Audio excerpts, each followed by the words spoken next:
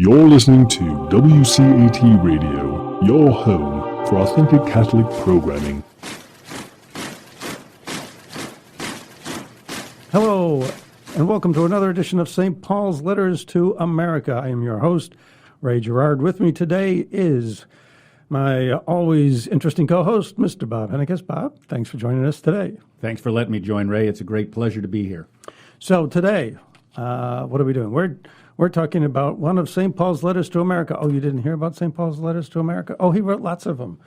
All you got to do is open the Bible, because these letters that he wrote are timeless. They speak to us today with the same force, with the same impact that they did to the people he originally addressed them to back some 2,000 years ago.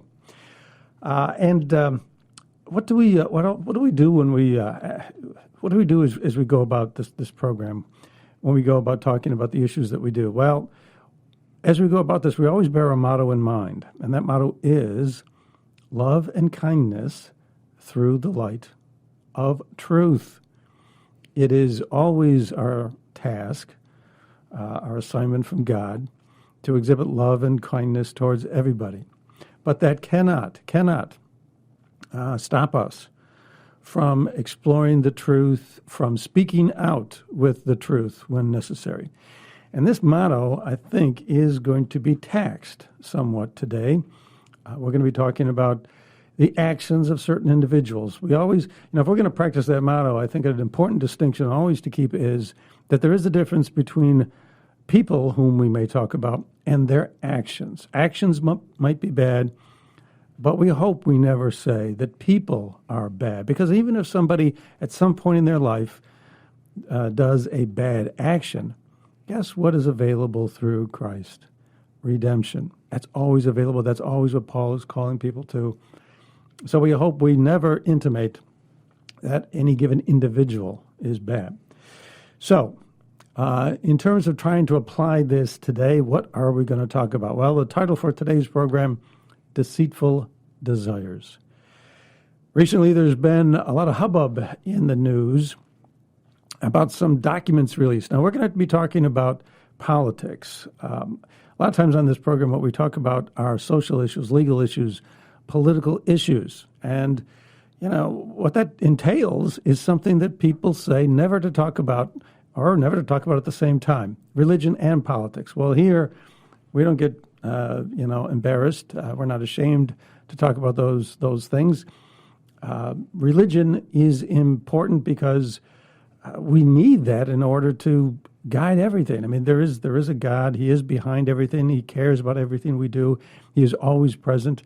God has to be applied to everything in our lives, including politics or things in the public sphere. So we have to bear that in mind. So we're not going to be ashamed of talking about religion and politics. And what the issue we're going to talk about today, a lot of people are going to say is political, but we think that there is purely a religious, moral, value-based aspect to all of this, and that it should not be sloughed off as simply political. So let's get into it. Well, in the news, there's been a lot of talk about some documents that have been released containing revelations involving a case that was prosecuted against Michael Flynn, the former national security advisor for President Trump. And his attorney now he's been charged with lying to the FBI. He's pled guilty to lying to the FBI. And recently, his attorney has done something which is rather uncommon. The attorney has now argued to the U.S. District Court in Washington, D.C., that guilty plea, where he himself admitted, yes, I lied to the FBI, and he makes that, he makes this admission to the court under oath. Yes, I lied to the FBI. Yes, I did this. Yes, I am guilty. Well, now his attorney is saying, you should throw that out. Oops, didn't mean it. Okay, why are they making that pitch to the court? Well, there have been all these documents that have been released showing some things that the government acted improperly, that the really bad actor, again, this is the claim of his attorney, that the real bad actor in this situation is not the defendant, but is in fact the prosecutor. So we're going to talk about that. And when we do, people are going to say, well, you're taking a side in this political, what is essentially a political argument. And to me, that's a red herring. That's an absolute red herring. It is an easy way to get people to discount everything that is said on the issue of whether or not it's important to be honest. Does honesty count? Does truthfulness count? Because if it does, then there should be a free and open discussion about where the truth lies. Does it lies with those people who say that Flynn is guilty? Was he guilty of nothing? Or at least was he guilty of something? Does it lie with the people who are accusing the government of dishonesty? Was there perhaps some dishonesty on the parts of both people at different times? After all, Flynn was fired by the president himself for lying to his vice president. So why should we not have a free and open discussion based on the truth? What is true? Because if people are able to say, if you're bringing up the Flynn case, it's political, well, that means people don't have to pay attention to anything you say. And then whatever you might say about honesty doesn't have to be listened to. It doesn't have to be heard. Well, we submit that people should hear a voice on that subject. And we believe the voice that they should hear on that subject is the voice of St. Paul, because not only does it involve truth and honesty, but it also involves that motto that we mentioned earlier. It also involves exhibiting love and kindness towards everyone. So here's the letter that we think St. Paul would write to America today. So I declare and testify in the Lord that you must no longer live as the Gentiles do, in the futility of their minds, darkened in understanding, alienated from the life of God. Because of their ignorance, because of their hardness of heart, they have become callous and have handed themselves over to licentiousness for the practice of every kind of impurity to excess. That is not how you learned Christ. Assuming that you have heard of him and were taught in him, as truth is in Jesus, that you should put away the old self of your former way of life, corrupted through deceitful desires, and be renewed in the spirit of your minds, and put on the new self, created in God's way in righteousness and holiness of truth. The holiness of truth. There are a lot of important messages in there. One is, in fact, the holiness of truth. Christ said, I am the way, the truth, and the life. The holiness of truth. When anybody today talks about truth, do we talk about it in terms of holiness? Are we being holy when we're being truthful? Does anybody even talk about it in those terms anymore? But let me put this to you. When you're being honest, are you not being holy? Are you not imitating Christ? Are you not acting as God would want? Because, does God want people to be dishonest?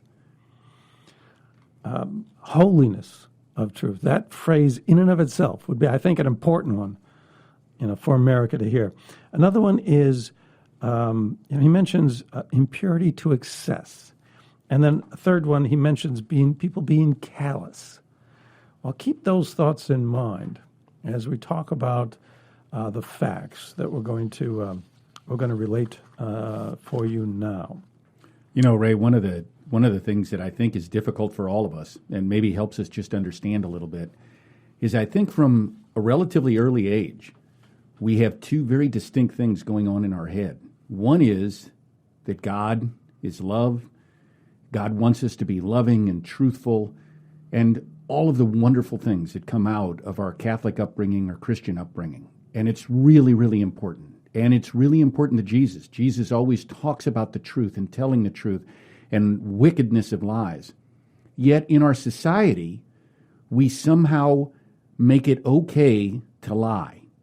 We make it really accessible to lie. And if somebody lies, it's almost okay. I understand. It's political spin. It's spin. I can do this to make sure I'm not hurting someone else's feelings. You don't want to say something about someone, so you lie about it because you don't want to hurt their feelings, only to have it come back around that you foolishly talked to someone else and the real answer gets back, and then the person is torqued off that you lied to them for that reason. We are taught that somehow that's okay. Spinning of the truth is completely acceptable as long as it's not meant to hurt somebody.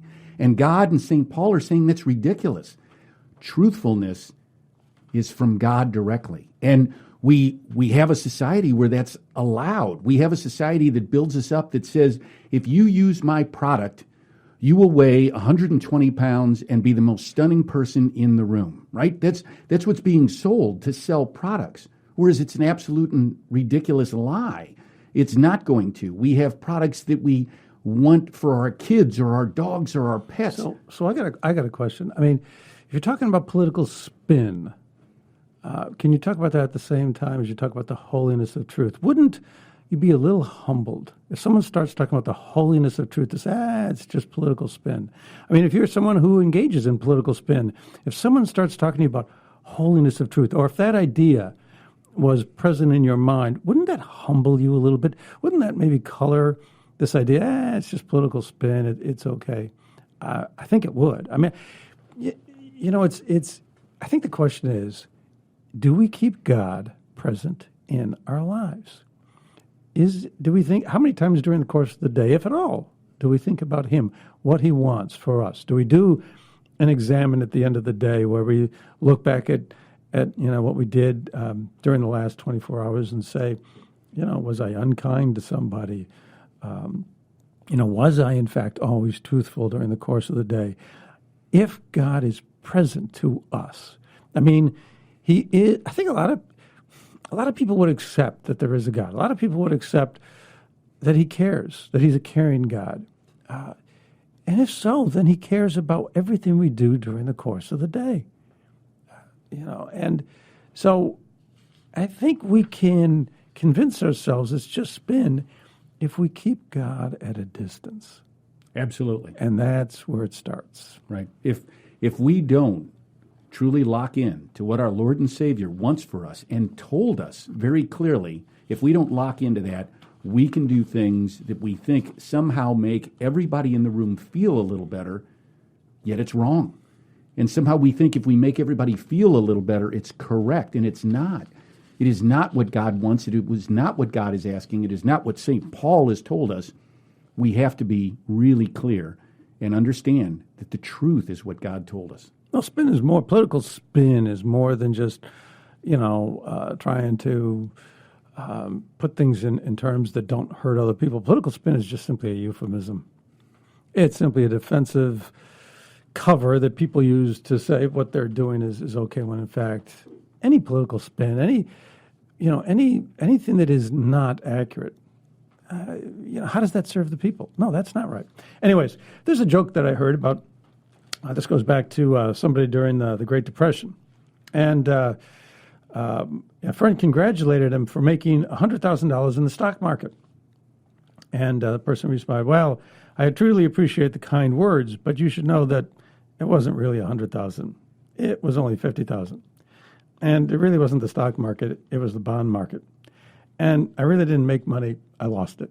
I mean, you can take something. I mean, it's just a joke, but you can take something and spin it and twist it to the point where it really doesn't match anything at the point from which you started. That, in fact, applies to an attorney at the Department of Justice by the name of Kleinsmith. There was a Inspector General's report that came out. The Office of the Inspector General for the U.S. Department of Justice issued a report. Now, the famous report that this Inspector General, his name is Horowitz, the famous report that he issued was the one that came out last December, and that was on these FISA applications, which is an application to a closed court, a secret court of sorts, and it deals with investigations of foreign agents and foreign influences here in the U.S. And so there was a famous series of applications made to that court. There were a total of 4 of them spanning an entire 12-month period where they got permission to conduct surveillance and wiretap an aide to the Trump campaign by the name of Carter Page. Well, before that, and the less well-known report, is the one that the Inspector General for the Department of Justice issued with regard to various actions by the FBI and the Department of Justice in advance of the 2016 election. What's that talking about? That's talking about the investigation that the FBI conducted into the Clinton email campaign. At any event, this particular attorney, who we now know is this gentleman by the name of Kleinsmith, was assigned to this investigation early in the election year of 2016. He then was also assigned later to the investigation into the interference by the Russians in the election of 2016. So in both of these major investigations, he was assigned as an attorney. And he was the primary FBI attorney assigned to the Russia investigation in early 2017, the primary DOJ attorney to that investigation. But in the earlier Clinton email investigation, as I say, he also had a role. Oh, by the way, after the Russia investigation, then he was also assigned to the office of the special counsel Robert Mueller. So he was involved. He was assigned and involved in these three major, publicly very notorious investigations by the Department of Justice. But the special counsel, by the way, was a Department of Justice appointee. He was not an independent counsel. So these are all DOJ investigations. In any event, he ended up having to leave the special counsel, his third appointment, that special counsel investigation. He had to leave that investigation at a certain point in time. Had to leave. Why? Well, shortly before, the Office of Inspector General provided Mr. Mueller's team with messages that Mr. Kleinsmith had written. These are text messages. Now, we've heard about the text messages. A lot of people have heard about the text messages that a couple of people named Lisa Page and Robert Struck had issued. But there are also text messages by this attorney by the name of Mr. Kleinsmith. And the Inspector General noted that they contained concerns of potential bias.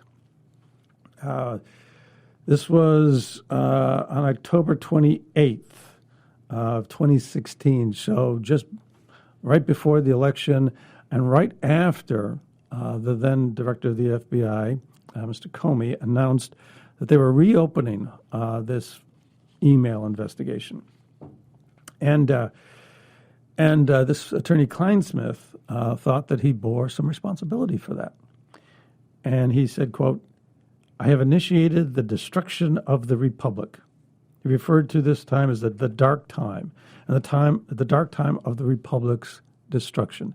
Now, why would somebody be writing about a notification to Congress that an investigation had been reopened involving Hillary Clinton, the Democratic candidate? I mean, that is extremely unusual. Just before presidential election, here comes the FBI. I mean, the chance of influence an election, I mean, it's huge. A week before, and we're going to reopen the investigation. Reopen. We've closed it, reopened it. I mean, that's sensational. That's going to cause people a lot of intense feelings. Oh, what if they, it must be something serious that they found, especially if they're going to do it just before an election. There's got to be a lot there. And the thing about it is, there's a question mark that's created that is not going to be answered before the election. They're just reopening the investigation. There's no way it's going to be concluded within a week's time. But as serious as that is, as serious as the potential effect on a U.S. election is, would it be regarded, or should it be regarded, as the destruction of the Republic? Now the concern over this action involves the fact that it could prejudice the election in favor of one candidate against the other. So if you think of that potential benefit to one candidate over the other, as the destruction of the Republic, you must regard the election of one candidate as the destruction of the Republic. I mean, if it's going to unfairly, and in this case it'd be Trump, if this is going to unfairly? I don't think unfairly is a word. If it's going to unfairly benefit Mr. Trump, then it would only be the destruction of the republic if you regard the election of Trump as the destruction of the republic. Now, would you want people in your FBI, as they're going about their official tasks and functions, to express those kinds of sentiments in a channel that they know is available? These are text messages put out over the FBI text message system. They knew these were going to be available to other people. Anyways, then the day after the election, the same attorney, Mr. Kleinsmith, writes, "I am numb." He says, quote, "I am so stressed." All of the "I am numb," that's a quote. This is also a quote. "I am so stressed about what I could have done differently." What does that mean? He laments the fact that we broke the momentum. And, he's got just cause for, I think, complaining about the FBI making a notice, issuing a notice to Congress a week before an election that you're reopening some investigation. Just cause for that. But is that all he's talking about? What I could have done differently? What does that mean? Anyways, I think that what we're involved with here, and we're going to get into exactly what Mr. Kleinsmith did. Where we're going to go with this is a story that ends with him intentionally altering a written document.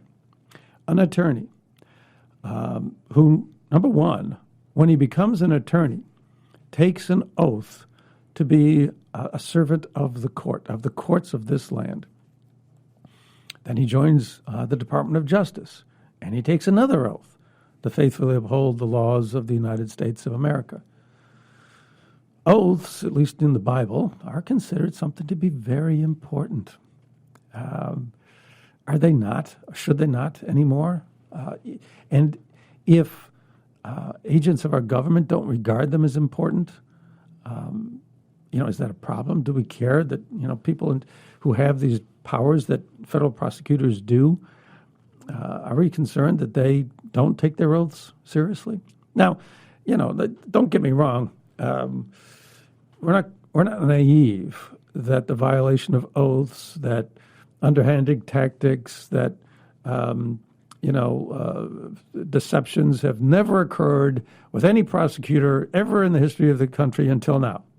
We're not that quite that naive, but nonetheless, it is in fact, and as you will see, a very serious matter, understood to be a very serious matter by the person involved when they take pen to paper and actually alter a document.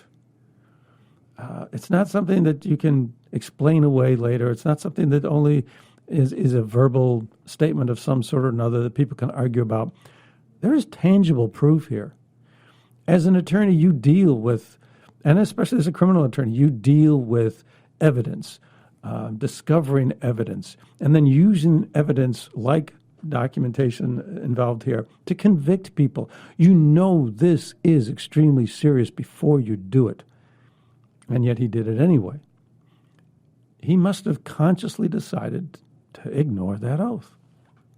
Serious matter. Why? Why? The idea I offer is this. It's based on a deceitful desire. A deceitful desire. And what would that desire be? We started with the idea that we need to always extend kindness to people. So how are we to look at this situation where an attorney, a high-ranking, somebody who's risen to the highest ranks of our government, a very respected, influential person, and he puts aside his oath and puts his very law license in jeopardy. He puts the possibility of him being prosecuted and given jail time. He puts all of that at risk. Why would somebody do that?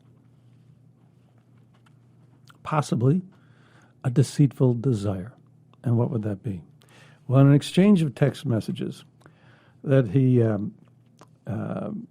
participated in with another person identified simply as an FBI employee. Came a response from that FBI employee to him. And that response said this, quote, and this was, again, the day after the election. This is November 9th, 2016.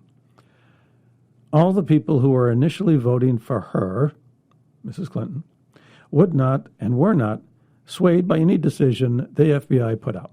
So they're trying to comfort themselves and suggest that, okay, I mean, people made up their minds probably on a whole bunch of other things, and the reopening of the investigation was not the only thing that they thought about, or was not important enough that it actually changed votes, at least to the point where it swayed the election. But the message continues. Trump supporters, and I guess the reason why they think it didn't sway the election is Trump supporters voted for Trump because of this. The message continues, quote, Trump supporters are all poor to middle class, uneducated, lazy POS, pieces of junk. Yes. Yeah. You are afraid I was actually going to, thank you, Bob. You have all. I wanted to protect you. Yeah. I appreciate your confidence in me. Lazy POS that think he will magically grant them jobs for doing nothing. They probably didn't watch the debates, aren't fully educated on his policies, and are stupidly wrapped up in his unmerited enthusiasm. Unmerited enthusiasm. So, needless to say, someone has a negative outlook on the country in general. So, is that at the core of this? I mean, I submit that, for you to think about. I mean, would that perhaps allow people to think, well, yeah, it's okay to lie. We're preventing the destruction of the republic. Because all these people that voted for this guy, they're stupid. They're uneducated. They're lazy POSs. If that's in fact your outlook, is that, and you think that you need to protect the country from that, is that a deceitful desire? Are you being led astray? Are you being tempted by some type of deceitful message that these people are bad? Is it not better to give people the benefit of the doubt? Don't we all have some value, some merit? If we're going to extend, as we should, love and kindness to these people who commit acts that well, there's no doubt here that there was deceit involved, that there was a violation of this man's oath. I mean, he altered a document to completely change the meaning of the document. I know I keep offering these teasers as to exactly what he did, but we will get to it. But is somebody not being deceived? They believe that they need to help the country. They need to protect the country. Are they being deceived? Why, Ray, to me, there's a high level in this act. There's a high level of arrogance. In essence, what these folks are saying is, I'm smarter than all these POSs, and therefore I have to protect them from themselves, right? And I have to do these things in order to keep them from taking care of themselves, having their own opinion. And that's a sense of arrogance, a sense of I'm better than them. And therefore, I think they are headed towards a bad act. They could be a good person. They could want very altruistic values. They could want all the right things, but they're so arrogant they think they have to protect these people from themselves by taking hold of something and changing and making do. It seems as if they just think the world of themselves. You bring up a good point. You bring up a tremendously important point. It is said that humility is the foundation of all the virtues. And if, in fact, we're arrogant and we miss that first stepping stone virtue that leads to all the others, if we miss the importance of being humble, then, of course, we can commit who knows what. Once you take it upon yourself to make these decisions for other people, and why should you have the right or the ability to make decisions for other people? And why should people with the powers that the attorneys and agents of the FBI have, allow themselves to think that way? And is it worrisome at all to us if they do? Continue. There's more. More with this. This Mr. Kleinsmith, continued in these text messages. He wrote, "I am devastated. I'm just devastated. I'm not watching TV for 4 years," he said. The crazies won finally. Now, the text message we had earlier, where this person talked about the POSs and so on and so on, that was written to Mr. Kleinsmith. Mr. Kleinsmith responded, "The crazies won finally." So it's a shared opinion. Then we said before, he had some awareness of things that he had done.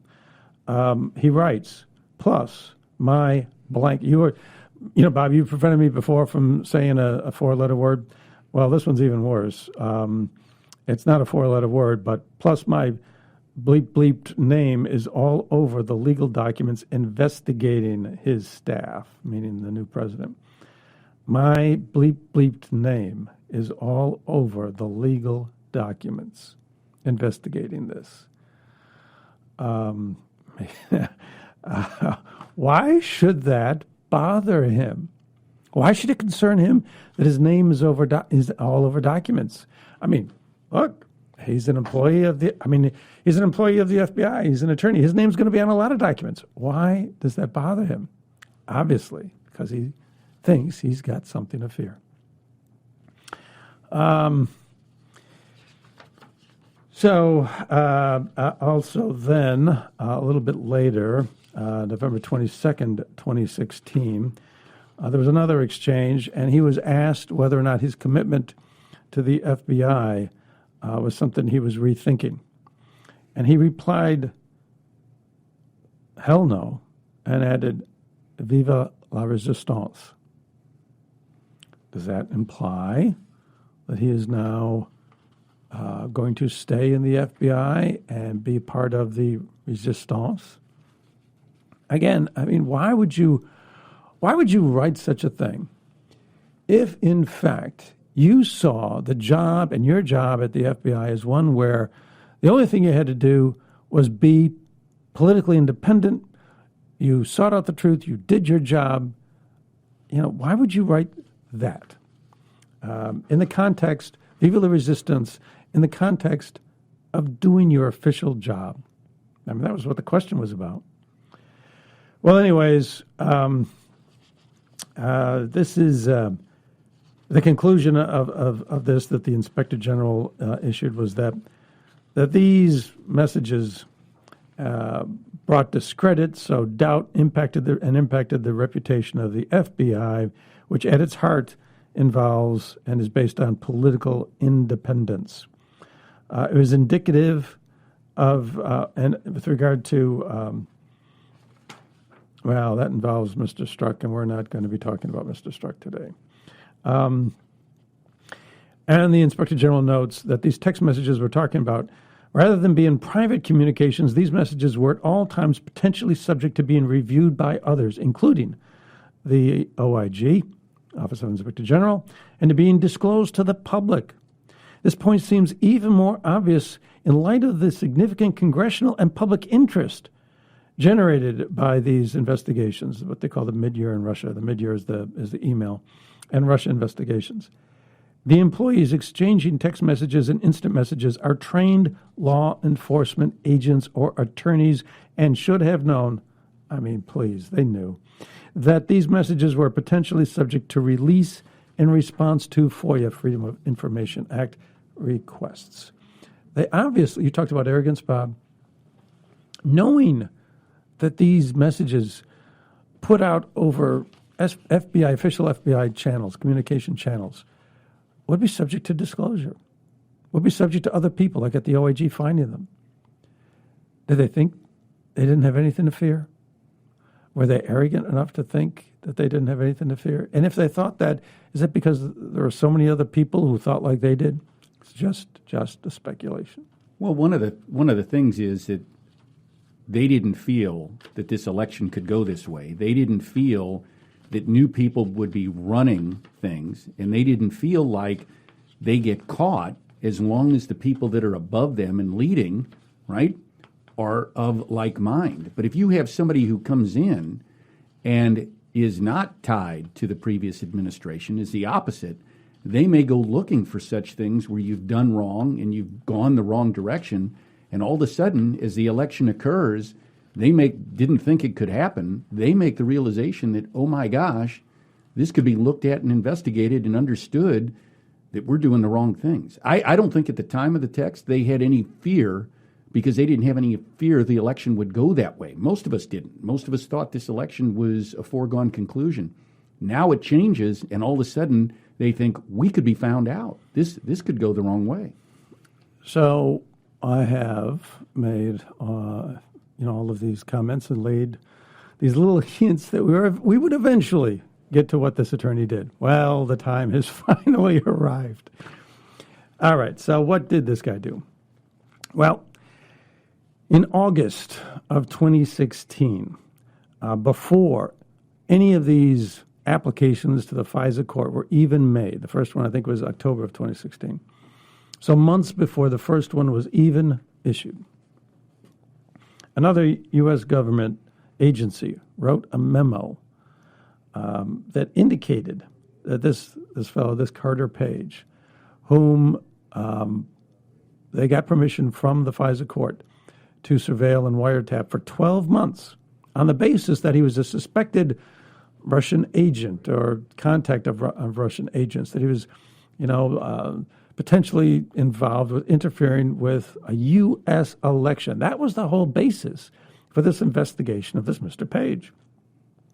Would it matter if he was actually an agent of the CIA or a contact or a source for the CIA, and had been for 5 years? In August of 2016, like I said, months before this original Page application was made to the court, there was a memorandum from this other U.S. government agency, which people have assumed or concluded that is the CIA. There's a memo that was given to the FBI that said that Mr. Page was, in fact, providing information to the CIA, we believe, about his contact with Russian intelligence officers, and that the agency was aware of his contacts. In other words, yeah, he had contact with Russians. And guess what? He was reporting it to the CIA. Would it have mattered? Well, yeah. Now, in effect, he's a source, he's an agent, he's a contact, he's a cooperative assistant to the CIA. And now you're going to a court saying we need to investigate this guy because we suspect he's a Russian agent. Would it have mattered? Well, maybe he's a double agent. Maybe he says he's working for the CIA and he's working for the FBI. But shouldn't you at least tell? Here's the point. Here's the important point. Shouldn't you at least tell the court that this is what the CIA told you? And if you hide it from the court, do you believe he's a double agent or do you not? Wouldn't the reason that you hide it be that you don't really think he's a double agent? Oh, because if he is a double agent, you're going to have other evidence of that. Anyways, so this is what the FBI was informed of in August of 2016. Well, anyways, so they make the original application to the FISA court. They get the original warrant to investigate Mr. Page. They make a second application. These things are good. I think the first one was, they go on 3-month intervals. I know all the renewals are at least 3 months. I don't know if the original one was 6 months. I think they're all 3 months. Anyways, they get the original one. Then they get the first renewal. They go on to application number 3. And before they do this one, they ask somebody in the FBI says, we want to know. Some of this question of Page came up again. And we wanted to know whether or not, he was in fact supplying any information to the CIA. And so what happened was this Mr. Kleinsmith sent to the person at the FBI making this inquiry, sent an email that he'd received from the CIA, and he sent this email. And the email reads, and this is the CIA liaison, the liaison for the CIA to the FBI, writes in the email, "My recollection is that Page was or is and not a source, but the documents will explain the details." So this person is not a source to the FBI, not a cooperating agent of the FBI. There's only one problem with that.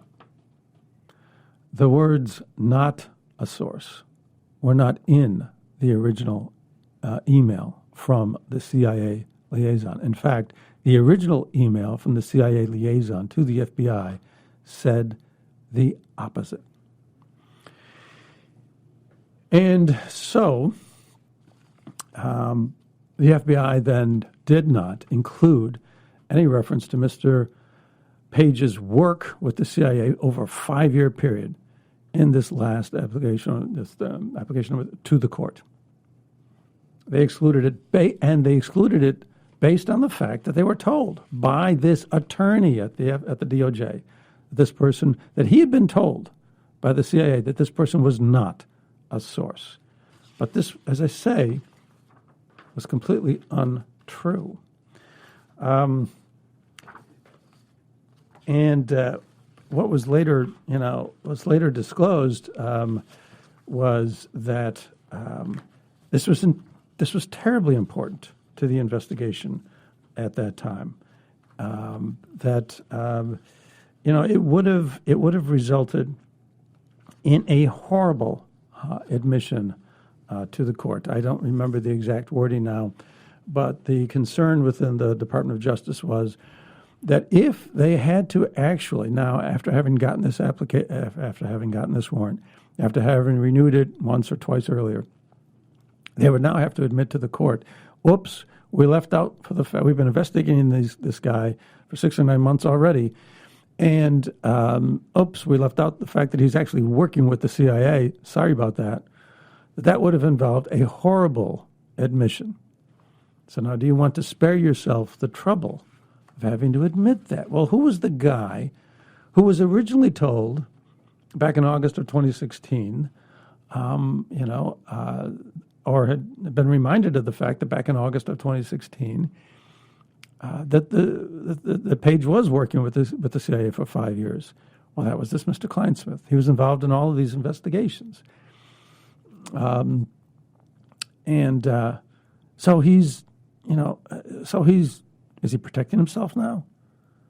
Because he left it out earlier, now he's not, at any event, he blatantly alters the document to say something which is the exact opposite of what it, in fact, said. He was informed by the CIA of one thing, and now he says exactly the other. He knows it's going to be relied upon, and he does it anyway.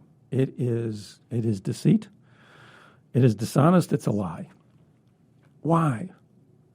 What makes somebody who has taken these oaths? I mean, I'm an attorney, and I take the oath that I've given seriously. It troubles me when other attorneys, especially in the public limelight, tarnish the reputation of all attorneys.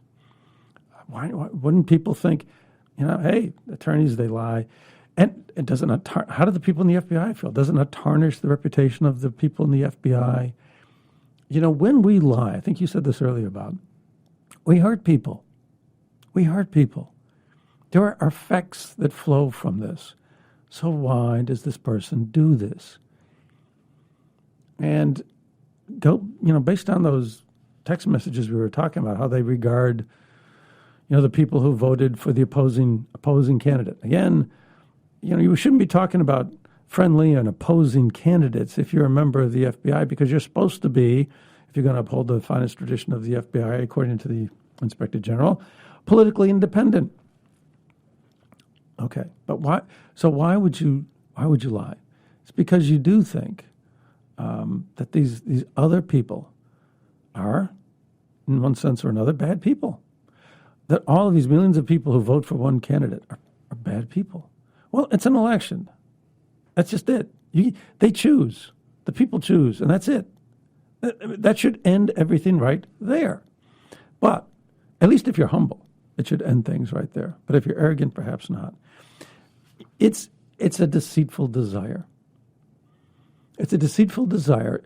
It's the succumbing to a temptation to believe that other people are bad, other people are less educated, other people are lazy, to think ill of other people, and then to use that as a justification to go ahead and commit deceitful acts and lie to courts and do things, or lie to your superiors that leads to a lie to a court.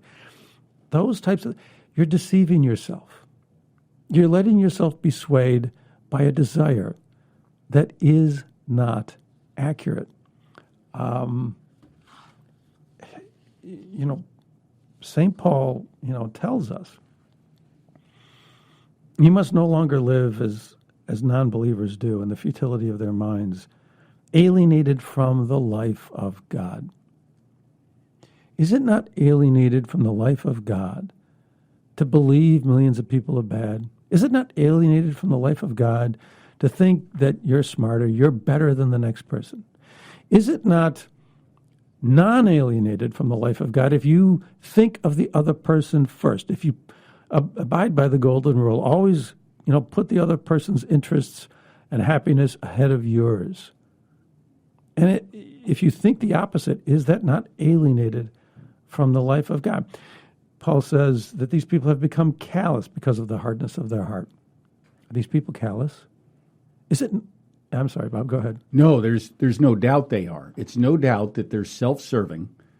And this gentleman, Mr. Kleinsmith, protected himself to watch over himself, protect himself, as opposed to really understanding what truth was and really allowing that to come out. So he got embarrassed that he didn't do it right to begin with, and now he's protecting. So what was a smallish lie grows into a more difficult situation, and then he entrenches himself and digs down deeper and continues the falsehood. And I think for all of us, Ray, that's exactly what happens. I think the devil is a wonderful instrument at causing us just to make a small mistake, just chip away at the bedrock that God lays down for us. It allows us to be deviated away from God, and then he's got us. And the answer back is what St. Paul said. We always have to have God as our bedrock and do the right thing and not lie and not manipulate and not hurt others, but be truthful, be in the ways of God all the time, because the devil wants to pull us away. We have got to lock into what our Lord and Savior wants, and that is to be honest and straightforward and truthful and have a reputation of truth. We're not going to have time to address at all these issues involving the new documents released with regard to the former National Security Advisor, Michael Flynn. That was the reason, these news items that have just come out. I mean, that's the reason, for this program. But we're not going to have time to deal with it because, it really doesn't. Because we're running short on time. But it really doesn't matter. It really doesn't matter. The point here is being made. I mean, on the Flynn side of things, the new things that have come out, some of it's old news. There were these documents called 302s. They are these series of notes taken by FBI agents immediately after they interview somebody. There's an interview with Mr. Flynn, which was the basis for his prosecution and guilty plea. It was an interview in which he supposedly lied to the FBI. That interview happened on January 24th. There's a policy rule in the FBI that these 302, it's called a 302, this transcript of your notes from that interview, supposed to be done within 5 working days. The original one wasn't done for 3 or 4 weeks. Then there was another one done months later. These two were presented to the court. The one from February, the one 3 or 4 weeks later, was labeled as a draft. A draft. I mean, your contemporaneous notes of a meeting. Why draft? I mean, I suppose you could, go back and see whether or not something had been typed incorrectly from what you had recalled. But it should be contemporaneous. It should be within the first. There's a reason why it's supposed to be within the first 5 days, because after that, your memory is not so good. But certainly months later, and then with even more than that, there were these text messages where this Lisa Page and Peter Strzok are admitting they rewrote it. And at one point, it is Strzok who talks about trying to avoid having to completely rewrite the thing. He's trying to avoid having to completely rewrite the thing. He's making so many edits that he's afraid it's going to appear like he's completely rewriting the I mean, and then you've got this person, Lisa Page, who wasn't even there for the interview, wasn't present at the time. And she's being given a copy of this thing so that she can offer her comments to Strzok as he's editing and rewriting this. It is, that's another act that would seem to be less than honest, less than truthful. It would at least seem that way. There was an original, by the way, the 302 is dated. There's an original date that the first draft was done on January 24th, the date of the interview. Certainly within that 5-day period. I mean, it's done that same day, but that still has not been produced. It hasn't been found. It's mysteriously gone somewhere. You get the idea. There are acts that either have been, manifestly shown so far to have been dishonest, or would certainly appear to be dishonest. I mean, you've got text messages where they're talking about rewriting the thing. I mean, so the details of exactly what happened actually are less important than we need for our purpose. The purpose is this issue of why, things are happening at the highest levels of government that are being disclosed. But they're writing these messages and so forth, and there are disclosures coming out that they have biases. The Inspector General said, hey, there's bias.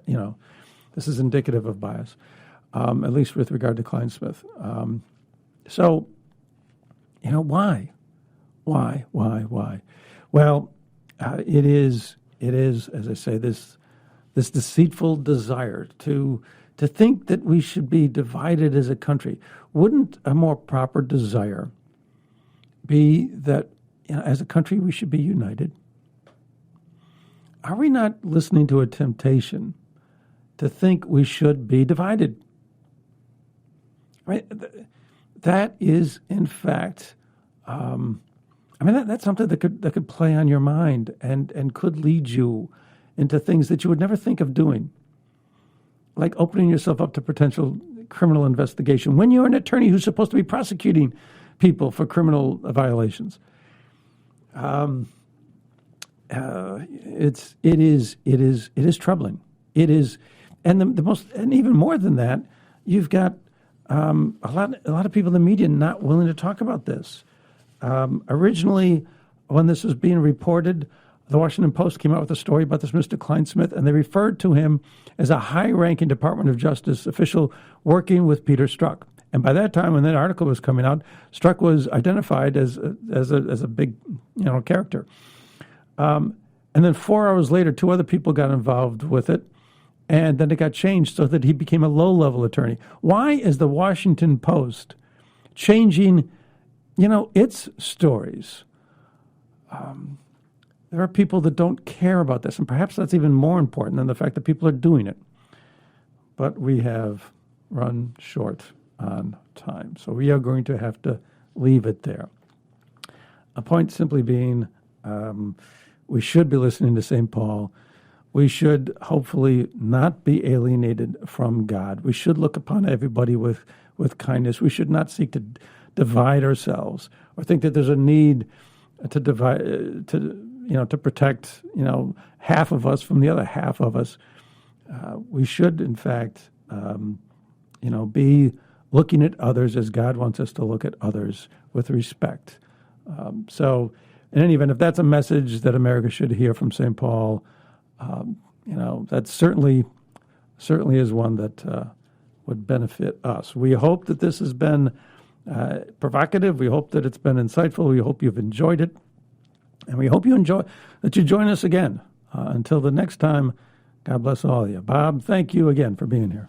My pleasure. And hopefully people are truly hearing the truth from God in this conversation. I hope that that's what we can bring them. Goodbye and God bless. WCATradio.com has a show for every interest: apologetics, theology, moral living, and more. Know your faith. Please look up my show, Know Your Faith, by logging into WCATradio.com. Then click on Fridays, and that's where you'll find me. Know Your Faith, a show hosted by me, Robert Madrigal, and we'll see you at the show.